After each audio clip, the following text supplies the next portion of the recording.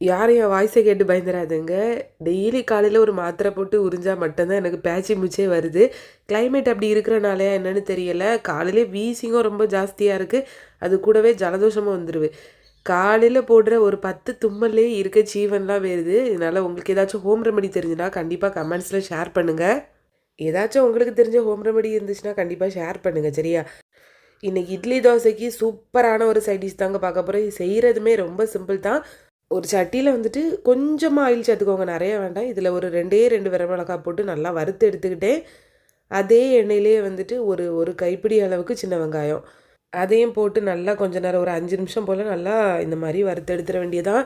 Flame of பண்ணிவிட்டு இதில் வந்து ஒரு சின்ன துண்டு புளி, அப்புறம் ஒரு 2 பல் பூண்டு இதையும் சேர்த்து நல்லா வறுத்துருங்க. இதில் ஒரே ஒரு விஷயந்தாங்க, ஃபைனலாக இது கூட கொஞ்சமாக மல்லிக்கீரை சேர்த்துக்கோங்க. எனக்கு அந்த ஃப்ளேவர் ரொம்ப பிடிக்கும், அதனால் அதிகமாக சேர்த்துருக்கேன். இல்லை ஒரே ஒரு விஷயந்தாங்க, நம்ம வந்துட்டு எக்காரணம் கொண்டோ இந்த வத்தலும் சரி சின்ன வெங்காயம் சரி கரிஞ்சிடக்கூடாது. அது கரிஞ்சிட்டு அப்படின்னு வச்சுக்கோங்களேன், கண்டிப்பாக இந்த சட்னி கசந்துடும். அதனால் அதை மட்டும் பார்த்துக்கோங்க. கம்ப்ளீட்டாக அது வந்து சூடு ஆறின அப்புறமா ஒரு மிக்சி ஜாரில் போட்டு நல்லா அரைச்சி எடுத்துருங்க. இனிமேல் இதுக்கு தாளிக்க வேண்டியதான். அதுக்கு மறுபடியும் அதே பேன்லேயே நான் வந்துட்டு ஒரு டேபிள் ஸ்பூன் அளவு ஆயில் சேர்த்துருக்கேன். ஆயில் நல்லா சூடான அப்புறமா கடுகு கருவேப்பிலை சேர்த்துற வேண்டியதான். சேர்த்துட்டு நம்ம அரைச்சி வச்சுருந்த அந்த சட்னி பேஸ்ட் இருக்குல்ல, அதையும் இது கூட சேர்த்து நல்லா மிக்ஸ் பண்ணி விட்டுற வேண்டியதான். தண்ணி உங்களுக்கு தேவைப்பட்டுச்சுன்னா எக்ஸ்ட்ராவாக சேர்த்துக்கோங்க.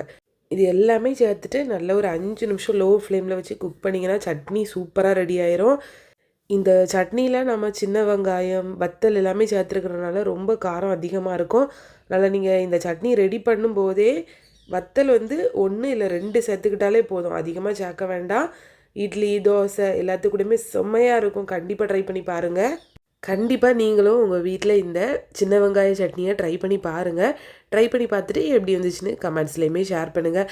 மறக்காமல் நான் கேட்ட டிப்ஸையுமே கமெண்ட்ஸில் ஷேர் பண்ணுங்கள். உங்களுக்கு தெரிஞ்சுதான் சொல்லுங்கள், சரியா?